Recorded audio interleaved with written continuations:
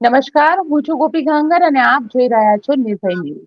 આપણી સાથે અત્યારે ડોક્ટર જયનારાયણ વ્યાસ જોડાયા છે. તેમની પાસેથી સમજીશું કે પૂર્વ પ્રધાનમંત્રી મનમોહન સિંહ, જેમનું 92મા વર્ષે નિધન થયું છે, અને તેમના જે 10 વર્ષનો કાર્યકાળ હતો, ક્યાંક ને ક્યાંક મનમોહન સિંહ એક આર્થિક સુધારાવાદી નેતા તરીકે પણ જાણીતા થયા હતા. અને ડોક્ટર મનમોહન સિંહને લઈને જ્યારે ચર્ચા કરતા હોય તો જયનારાયણભાઈ, કારણ કે તેઓ પણ એ વખતે સરકારમાં હતા, પણ ગુજરાત રાજ્યની સરકારમાં હતા, અને દેશમાં પૂર્વ પ્રધાનમંત્રી મનમોહન સિંહ હતા. સર, તમારો પોતાનો એક અનુભવ કે જેમાં પૂર્વ પ્રધાનમંત્રી મનમોહન સિંહને તમે કઈ રીતે જોઈ રહ્યા છો? કારણ કે આ ઇકોનોમિક ક્ષેત્રે તો ખૂબ મોટી એક લોસ કહી શકાય.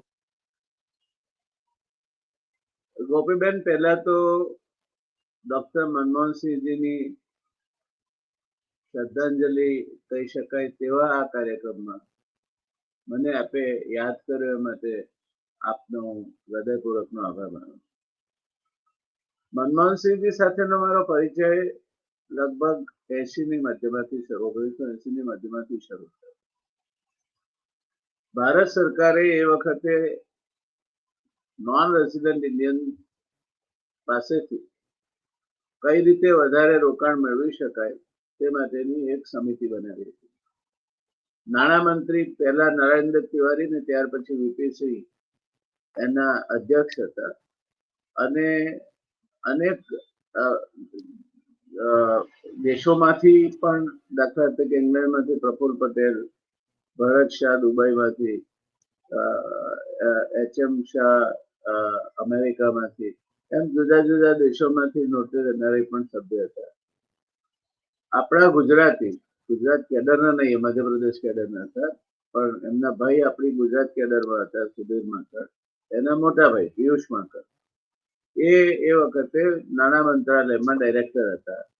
અને આ સમિતિ જે બની નાણાં મંત્રાલયની, એના એ મેમ્બર સેક્રેટરી હતા. મોશંકરભાઈ ભટ્ટ, જે કંટ્રોલર ઓફ કેપિટલ ઇસ્યુ હતા એક જમાનામાં, ને પછી ઇન્ડિયન ઇન્વેસ્ટમેન્ટ સેન્ટર નો આખી પ્રકલ્પના એ શરૂઆત એમનાથી થઈ. આવા સભ્યો હતા. એમાં એક મારો પણ નંબર લાગી ગયો. અને ત્યારે ડોક્ટર મનમોહનસિંહજી સાથે પ્રત્યક્ષ આ સમિતિની મિટિંગો દરમિયાન ક્યાંક ને ક્યાંક વાત કરવાનો મોકો મળ્યો. હું સરકારી અધિકારી હતો, હું જાહેર જીવનમાં નહોતો, એટલે સ્વાભાવિક અંતર રાખીને વાત કરવી પડે. અને એમ છતાં પણ જે પ્રકારની ઉષ્મા મેં મનમોહનસિંહજીમાં જોઈ, ત્યારેથી હું અંજાઈ ગયો. એમ કહું તો જરાય અતિશયોક્તિ નથી, કારણ કે મેં ઘણા બધા સીધી આડકતરી રીતે મોટા ગજાના પોલિટિશિયન સાથે અથવા બ્યુરોક્રેટ સાથે કામ કરવાનો હું સરકારમાં હતો ત્યારે પણ મોકો મળેલો. બીજી વખત મને એક ડેલિગેશન લઈને અમે દિલ્હી ગયા હતા. આપને ખ્યાલ હશે એ બનાવ કે આમિર ખાને નર્મદા બંધના વિરુદ્ધમાં એનું કામ ચાલતું તે અટકાવવું જોઈએ, એવો જે અરુંધતી રોય અને મેધા પાટકરની કંપનીએ જે ભારત સરકારને અનુરોધ કર્યો હતો, એના સામે જબરજસ્ત વિરોધ થયો હતો. એમણે ગાંધી આશ્રમમાં સર્વપક્ષી, ત્યાં સુધી નર્મદા સર્વપક્ષીય પ્રશ્ન હતો, એટલે મીટિંગ થઈ. તે તત્કાલીન મુખ્યમંત્રી નરેન્દ્ર મોદી પણ એમાં આવ્યા હતા, અને એવું નક્કી થયું કે સર્વપક્ષીય પ્રતિનિધિ મંડળ વડાપ્રધાનને મળવા જાય અને આ પ્રોજેક્ટમાં કોઈ પણ પ્રકારનું વિઘ્ન હવે ના આવે તે માટે વિનંતી કરી. સ્વામી સચ્ચિદાનંદથી માંડીને બધા નામો નક્કી થયા. મનુભાઈ પંચોટી હતા, બીજા વિદ્યુતભાઈ જોશી હતા. બીજા દિવસે પ્લેનની ટિકિટ બુક થઈ ગઈ. અમે એરપોર્ટ પર પહોંચ્યા, ચેકિંગ ઇન કર્યું, સ્વામીજીને ફોન કર્યો કે સ્વામીજી અહીં ગાંધીનગરના એમના આશ્રમમાં રોકાયા હતા. ત્યારે એમણે ફોન પર બહુ હળવા સ્વરે જવાબ આપ્યો, મંદ સ્વરે, કે મને ગઈકાલ રાતથી જરા અસુખ જેવું છે, એટલે હું નહીં આવી શકું. તમે લોકો જાઓ, અને આમ કહીને હરિઓમ કહીને અમે મૂકી દીધું. પણ ત્યાં મોનિટર પર સમાચાર ટીવીના દેખાતા હતા એરપોર્ટ પર, એમાં એવું હતું કે નરેન્દ્ર મોદી આનો વિરોધ કરવા માટે ઉપવાસ પર બેસવાના હતા. જીએમડીસી ગ્રાઉન્ડમાં એક મોટો કાર્યક્રમ કરી રહ્યા હતા. તો ત્યારે મેં મારા સાથીઓને કહ્યું કે સ્વામીજીની તબિયત બગડી છે એટલે નહીં આવે, આપણે જ જવાનું છે. પણ સ્વામીજીને આપણે દર્શન કરી શકીશું, કારણ કે આ જે મોદીનો કાર્યક્રમ છે એમાં સ્ટેજ પર ચોક્કસ હશે. અને મારી ધારણા સાચી પડી, એનો આનંદ છે. શંકરસિંહજી એ ડેલિગેશનના ટેક્સટાઇલ મંત્રી હતા એ વખતે, મનમોહનસિંહજી એ અમારી સાથે લઈ ગયા બધાને, પ્રધાનમંત્રીશ્રીના નિવાસ સ્થાને મુલાકાત થઈ. ત્યારે મને મારી ઓળખાણ આપતા હતા શંકરસિંહ કે આ અમારા જયનારાયણજીએ ભારતીય જનતા પાર્ટી के काफी इस प्रोजेक्ट पे ज्ञान रखते अनएक्सपेक्टेड दो, હું નથી માનતો કે બીજા કોઈ એવું કહ્યું હોય, अरे वघेला जी व्यास जी हमारे पुराने दोस्त हैं, हम तो साथ में रहे हैं, तो कैसे हो आज आप दिखाई नहीं देते दिल्ली में? गए ना सर, मेरे लिए कोई काम नहीं होता है, आपको तकलीफ करने का, आपको तकलीफ देने का भी कोई काम नहीं होता, इसलिए मैं आपसे नहीं मिलता हूँ, मैं सुनता रहता हूँ आपके बारे में और आनंद होता है. नहीं, आज आपसे मिलना हुआ, काफी आनंद हुआ. एक वडाप्रधान कक्षाए બેઠેલ માણસ એ એક સરકારી અધિકારી તરીકેના મારા ઇન્ટરેક્શનને યાદ કરે ત્યાં સુધી તો મને આનંદ થયો, કારણ કે વ્યક્તિગત મને પોતાને આનંદ થાય, સ્વાભાવિક છે. પણ અમારું ડેલિગેશન નીકળ્યું એમને નમસ્કાર કરીને, અને એમણે કહ્યું કે कुछ नहीं होना है, हम इस प्रोजेक्ट के बारे में बिल्कुल स्पष्ट है, इसको हम नहीं रुकने देंगे, ये मेरी गारंटी. એટલે કામ પતી ગયું, અમે ઉભા થઈને ધન્યવાદ કહીને નીકળ્યા. આ માણસ અમને બારડા સુધી મૂકવા આવ્યો. પ્રાઇમ મિનિસ્ટર ઓફ પ્રધાનમંત્રી ઇન્ડિયા, તરીકે. Yes. yes, Prime Minister of India saw us off till his door. આપણા ત્યાં સામાન્ય ધારાસભ્યો પણ આ મેનર્સ જાળવે કે કેમ એ વિચારવું પડે. ત્યારે મનમોહનસિંહજીએ આ અત્યંત સાહજિક રીતે અને અત્યંત નમ્રતાપૂર્વક એમને એમનો ફરજ નિભાવી. एवढे कटाक्ष पण करो कि आप तो हमारे बजट की काफी चिल्ली उड़ाते हो. अरे सर, हमारा रोल एनालिस्ट का है और हम करते हैं, हम AMMI वक्त हमारा रेगुलर बको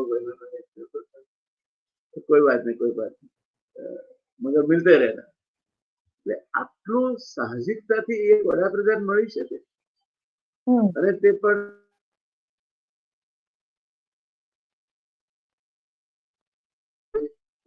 એડવાઇઝર રહી ચૂક્યા હોય, વિશ્વ કક્ષાના જે અર્થશાસ્ત્રી તરીકે માન્યતા પ્રાપ્ત હોય, જેને અમેરિકાના પ્રમુખ એમ કે મારે જો સલાહ લેવાની થાય કોઈ વખતે ઇકોનોમિક્સ કે બીજા વિષયો પર, તો મનમોહનસિંહની સલાહ લઉં છું. એ પ્રતિભા આટલી નમ્ર હોઈ શકે, ત્યારે મારું એમના માટેનું જે માન હતું એ માન ઘણું વધી ગયું. અને આજે મને આ પ્રસંગ શેર કરવાની તક મળી એ આપના કારણે મળી છે, અને મારું સદભાગ્ય છે. તો તમે પોતે એક ઇકોનોમિક્સ થિંકર છો, તો તમને પૂછીશ કે આર્થિક સુધારા નીતિ, કારણ કે વિશ્વમાં એમની આર્થિક સુધારા નીતિ ખૂબ જાણીતી હતી, એ આર્થિક સુધારા નીતિને લઈને તમે શું કહેશો? હું એ પહેલા બેન મનમોહનસિંહજીના 10 મહત્વના કન્ટ્રીબ્યુશન કહી દઉં. જે આ દેશની રાજનીતિ ગણો, ગવર્નન્સ ગણો, અર્થવ્યવસ્થા ગણો કે જે ગણો તે, એના 10 મહત્વના કન્ટ્રીબ્યુશન મેં જુદા તારવ્યા છે. કશાકમાં મને જોવા મળ્યા તો મેં એને આજના આપણે કહ્યું કે વાત કરવી છે. તેનું પહેલું જ કન્ટ્રીબ્યુશન જે આપો છો તે છે ઇકોનોમિક રિફોર્મ્સ ઓફ 1991. બીજું છે રાઇટ ટુ ઇન્ફોર્મેશન એક્ટ 2005. ત્રીજું છે નરેગા, જે અત્યારે મનરેગા તરીકે ઓળખાય. ચોથું છે Indo US civil nuclear deal 2008. પાંચમું છે રાઇટ ટુ એજ્યુકેશન એક્ટ 2009. છઠ્ઠું છે national food security act 2013. National rural health mission સાતમું. આઠમું હાઈ જીડીપી ગ્રોથ રેટ. ત્યાર સુધી જે હિન્દુ ગ્રોથ રેટમાં આપણે જીવતા હતા 4%ની આજુબાજુ, એના બદલે મનમોહનસિંહજીના અર્થનીતિના કારણે, લિબરલાઇઝેશન અને અર્થનીતિના કારણે આપણે ગ્રોથ રેટમાં આગળ નીકળ્યા.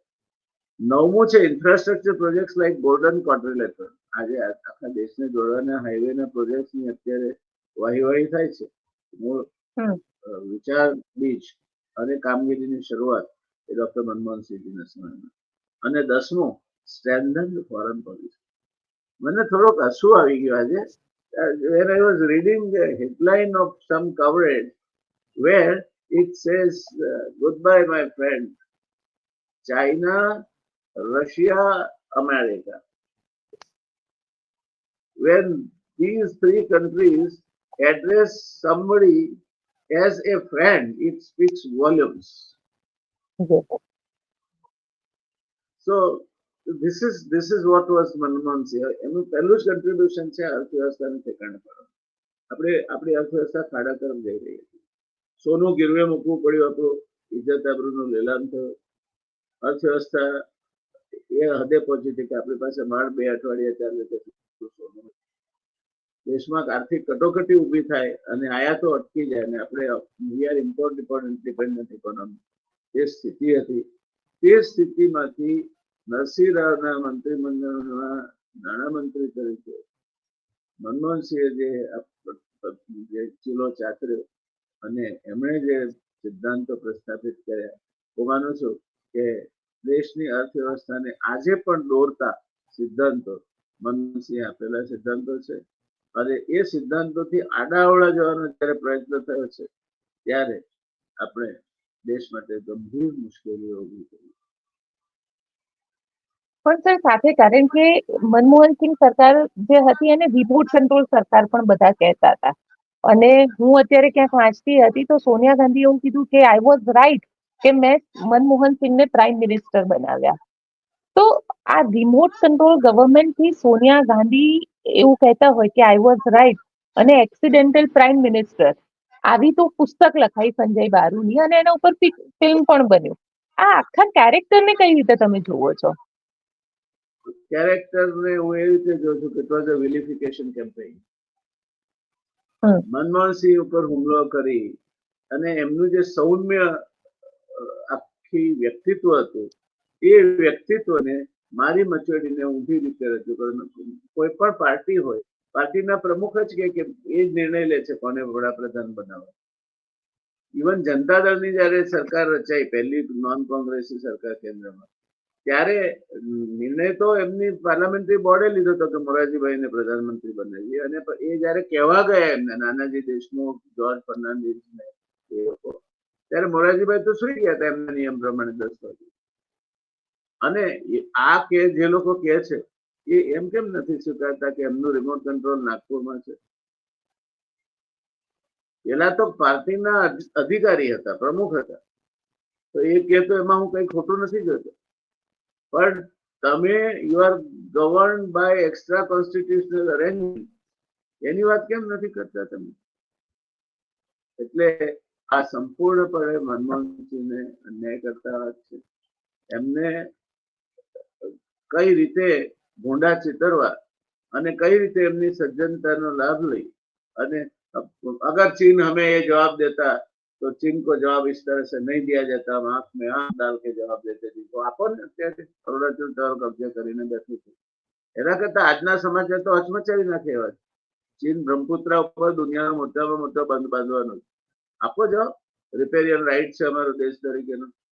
તમે પાકિસ્તાનનું પાણી રોકવાની વાત કરો તો સિંધુ ટ્રીટી આવે છે તરત રસ્તામાં.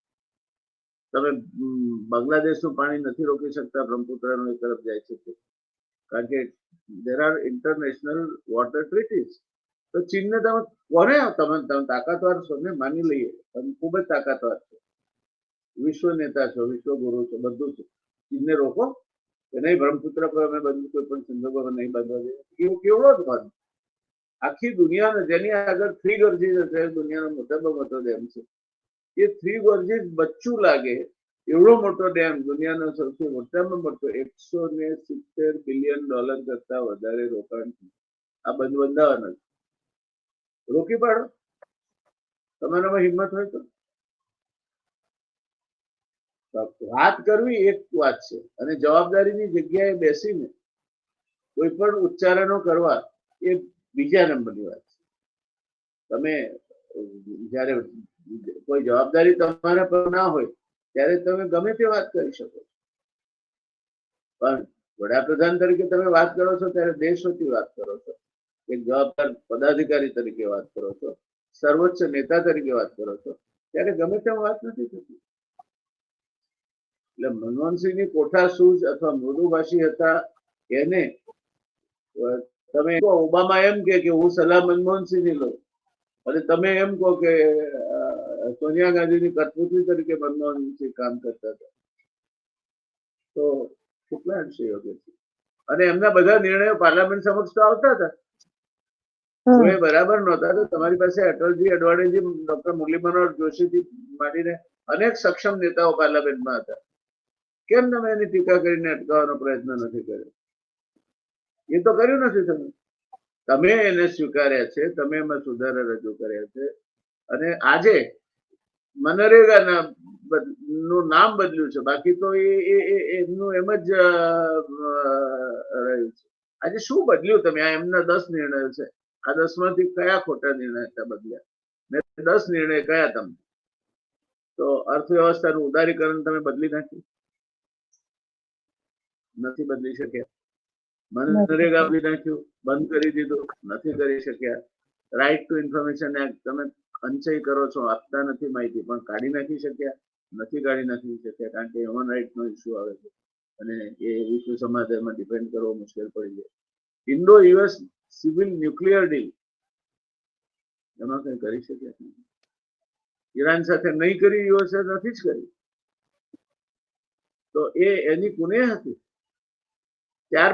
અને એ વખતે તો પોખરણનો ધડાકો એના પહેલા થયો હતો અને સેન્કશન્સ આપણા પર આવ્યા હતા. તે પછીનો આ બનાવ. તો એક વિશ્વસનીયતા ઉભી કરવી એ નાની સૂની વાત નથી. રાઇટ ટુ એજ્યુકેશન એક્ટ બદલી શક્યા તમે? નેશનલ ફૂડ સિક્યોરિટી એક્ટ બદલી શક્યા તમે?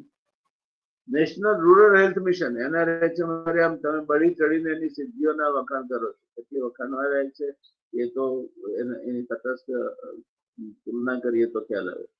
હાઈ જીડીપી ગ્રોથ રેટ કોના કારણે? હિન્દુ રેટ ઓફ ગ્રોથમાંથી 3.5-4% રમતા આપણે બહાર નીકળ્યા. હમણાં પાછા એ લાઈનમાં પાછા આવી ગયા છે આપણે. આ વખતે રિઝર્વ બેંકની મોનિટરી કમિટી એને કહ્યું કે બીજા ક્વાર્ટરનો ગ્રોથ રેટ ધાર્યા કરતા ઘણો ઓછો આવ્યો. તો તમે જો આટલા બધા ચતુર હતા, આટલા બધા બહાદુર હતા, તો તમે 370 ની કલમ કાઢી એની સાથે પાકિસ્તાનના કબજામાં અને ચીનના કબજામાં કાશ્મીર છે લઈ લો ને. તો બહાદુર છો. મનમોહનસિંહ તો નબળા વડાપ્રધાન હતા, તમે તો બહાદુર વડાપ્રધાન છો. લઈ લો, પાછું લઈ લો. જ્યારે જવાબદારીની જગ્યાએ બેસીએ છીએ ત્યારે વૈશ્વિક રાજનીતિ છે અને વિશ્વની રાજનીતિના પરિબળો કયા છે, એની અસર શું થાય છે તે આપણને સમજણ પડે. પણ સર સાથે મનમોહનસિંહ માટે, કારણ કે મનમોહનસિંહ માટે સતત એવું કહેવાતું હતું કે પોલિટિકલ વર્ડ કે મોની બાબા છે. મનમોહનસિંહ એ મ્યુટ મોડ ઉપર રહે છે હંમેશા, અને મનમોહનસિંહે પોતે પણ એક જવાબ આપ્યો હતો કે હજારો સવાલો સે अच्छी है, हजारों जवाबों से अच्छी है मेरी खामोशी, न जाने कितने सवालों की इज्जत रखी है. હવે આ બધી વસ્તુ, કારણ કે મનમોહનસિંહ એક આમ જોવા જઈએ તો એક એવા ઇકોનોમિસ્ટ હતા કે જેના માટે તમે એમ કહી શકો કે દેશના રિફોર્મ સુધી એ માણસ પોતે કાબિલિયત હાસિલ કરી હતી, અને એને મોની બાબા જેવા શબ્દમાંથી સંબોધવા નહીં સંબોધી શકે, કારણ કે દરિયાને પણ એનું મૌન હોય છે. સમજવા માટેનું તમારામાં આવડત ને અક્કલ જોઈએ. જે મૌન કહી શકે છે તે શબ્દો નથી થઈ શકતા. મૌનની એક અજબની ભાષા છે. કનૈયાલાલ મુનશીની ગુજરાતનો નાથ, એમાં કીર્તિદેવ અને મુંજાલ વચ્ચેનો એક સંવાદ છે. એની એક જ લાઈન છે કે મુંજાલને કીર્તિદેવ કહે છે, મુંજાલ કીર્તિદેવને કહે છે એના ઉચ્ચારણો બદલ કે તમે દૂત ના હોત તો હું તમને કેદમાં નાખ્યો હોત, એનો તમને ખ્યાલ છે. અને એને કીર્તિદેવ પૂછે છે તમે મને ધમકી આપો છો? ત્યારે જે જવાબ કનૈયાલાલ મુનશીએ મૂક્યો છે મુંજાલના મોંમાં, એ જવાબ કોઈ પણ વડાપ્રધાને યાદ રાખવા જોઈએ કે હું ધમકી શાના માટે આપું? ધમકી તો જેની પાસે શક્તિ અને સામર્થ્ય નથી તે આપે છે. મારી પાસે તો બેવ છે. વડાપ્રધાન પાસે વાચાળતા જરૂરી નથી. વડાપ્રધાન પાસે સમજ જરૂરી છે, આવડત જરૂરી છે. એમણે નિર્ણય તો ફાઇલ પર લેવાના છે. જેટલું જરૂર હોય તેટલું જ બોલવું જોઈએ.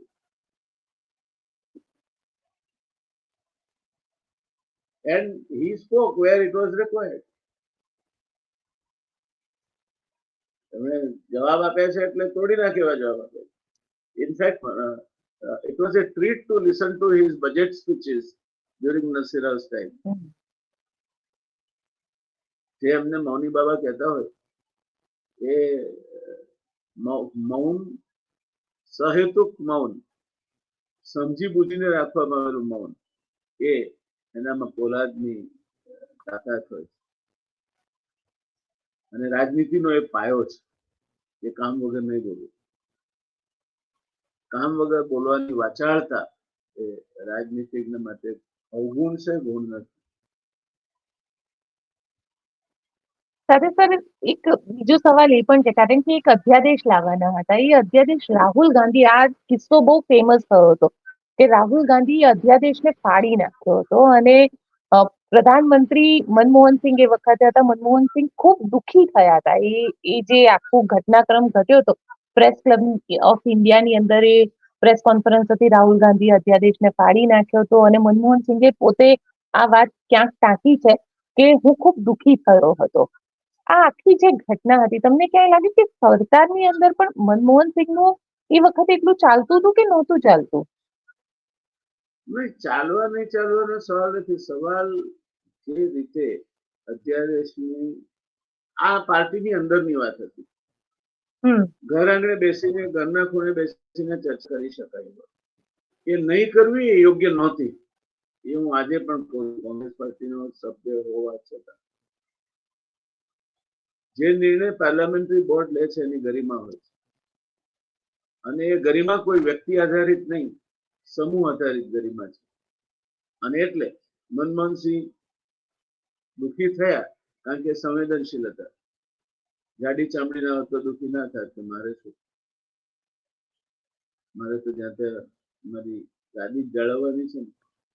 અત્યારે લોકો મુખ્યમંત્રીઓ બનવા માટે કેટલા બધા, એમના કેટલા મુખ્યમંત્રીઓ મૌની બાબા છે. એકે મુખ્યમંત્રી બોલતો સાંભળ્યો તમે? અને એમના અધ્યાદેશની ક્યાં વાત કરો છો? એમના આદેશની અવગણના થાય. એટલે એ બરાબર યોગ્ય નહોતું. હું એવું માનું છું, વ્યક્તિગત આ મારો વ્યક્તિગત અભિપ્રાય છે ને.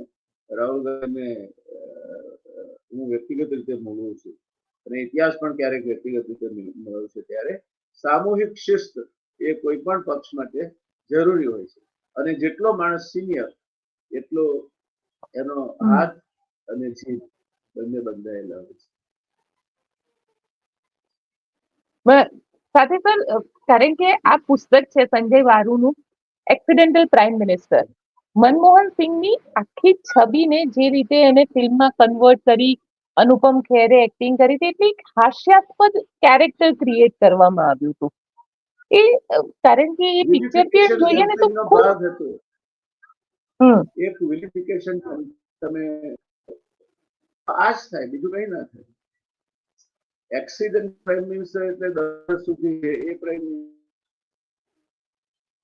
શું મનમોહનસિંહ જ્યાં સુધી પહોંચ્યા અત્યંત ગરીબ સ્થિતિમાંથી આગળ વધીને વૈશ્વિક કક્ષાએ, એ શું અકસ્માતે પહોંચ્યા હતા? પણ આમાં એવું છે કે જેવી જેની સૂઝ. સંજય બારુની રીતે વિચારે, એની બુદ્ધિશક્તિની મર્યાદાઓને આપણે દયા જ કહી શકીએ, બીજું કઈ ના કરી શકીએ. અને અનુપમ ખેરને તો બીજા લાભાલાભો ઘણા હતા. એક સમય તો ગુજરાતમાં એકેડેમી પણ કરવાના હતા. શું થયું એકેડેમીનું ભગવાન જાણે. પણ આ જે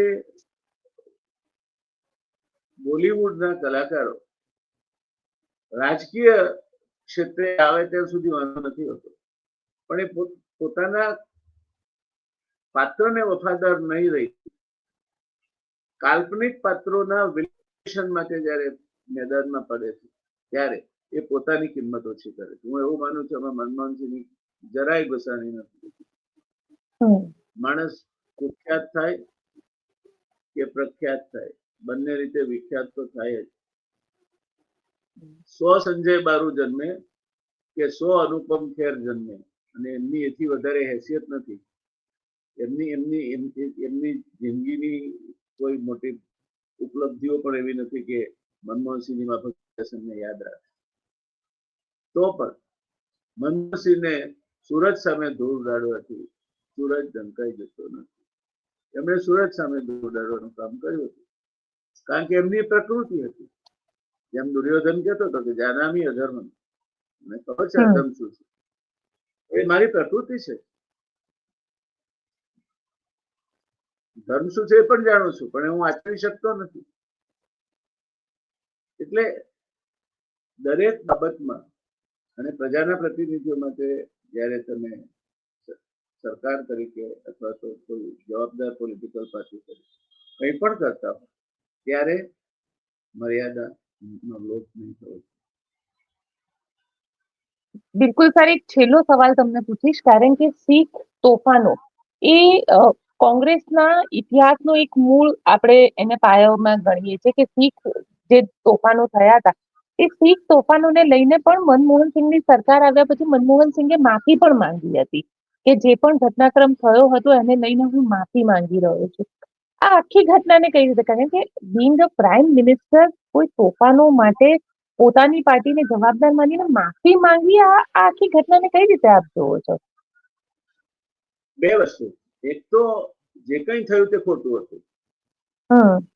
કોઈ પણ રીતે તમે જે તોફાનો થયા અને જેમાં શીખોનો સંહાર થયો મોટી સંખ્યામાં, એને તમે ગમે તે તમે કારણ આપો તો પણ એને વાસ્તવિક ન ઠેરવી શકાય, એને સાચા ન ઠેરવી શકાય. એ ખોટું હતું અને ખોટું હતું માટે મનમોહનસિંહે સરકારના વડા તરીકે, કારણ કે કાયદો અને વ્યવસ્થાની જવાબદારી કોની છે? કાયદો અને વ્યવસ્થાની જવાબદારી સરકારની છે. આપણે બાંગ્લાદેશમાંથી રોહિંગ્યા આવે છે તે આવે છે, સરહદ કોણ જાળવે છે? સરહદ કેન્દ્ર સરકારે જાળવવાની છે, રાજ્ય સરકારોએ નહીં. તે રીતે દિલ્હી તોફાનો થયા, સરકારના નાક નીચે થયા, સરકાર એને ન કાબુમાં રાખી શકી અને એના કારણે જે નરસંહાર થયો એના માટે મનમોહનસિંહે માફી માંગી. અત્યંત યોગ્ય અને સુધિંગ, જેને કહેવાય કે શાતા આપનારું કામ હતું એમણે યોગ્ય, અને મનમોહનસિંહ જ કરી શકે. એક કહેવતથી વાત પૂરી કરીએ તો સક્સેસ હેઝ મેની ફાધર્સ. સફળ કોઈ પણ વસ્તુ થાય ને એટલે એના માલિકો તરત બહાર મેદાનમાં પડી જ જાય છે. મેં કહ્યું તો આ મારો આઈડિયા હતો, but it requires courage to own up failures, and he had that courage. So if at all Manmohan Singh maun hata to it was a maun of steel. He was a man of steel, and he had the inner courage to apologize for something which was not right. He had that human being within himself alive. He has his heart throbbing and his feelings in that correct place, and therefore he apologized. મુઠ્ઠી ઉચેરા લક્ષણ છે, એમાં એમની નબળાઈ નથી. જ્યારે સામર્થ્ય માણસ માફી માંગે છે ત્યારે એ વધારે ઊંચો બને છે, એની ઊંચાઈ વધે છે. અને મનમોહનસિંહ સામર્થ્યશીલ વ્યક્તિ છે. બિલકુલ સર, આપ અમારી સાથે જોડાયા અને મનમોહન સિંહના જીવન વિશે આપણને અને ખાસ કરીને એમના એક જેને કહી શકાય પ્રતિભા વિશે આટલી વાત કરી તેના માટે આપનો ખૂબ ખૂબ આભાર. ધન્યવાદ, માય પ્લેઝર. મને આપે એ તક આપી એને હું મારું સદભાગ્ય ગણું છું. Thank you so television much sir. કાર્યક્રમો ઘણા કર્યા છે, ઇન્ટરવ્યુ ઘણા કર્યા છે, પણ this was something which was the interview of my lifetime. Thank you. Thank you so much sir. Thank you so much. તો આપ શું વિચારો છો મને કોમેન્ટ બોક્સમાં ચોક્કસથી લખીને જણાવજો અને અમારી ચેનલ નિર્ભય ન્યૂઝને લાઇક, શેર અને સબસ્ક્રાઇબ કરવાનું ભૂલશો નહીં.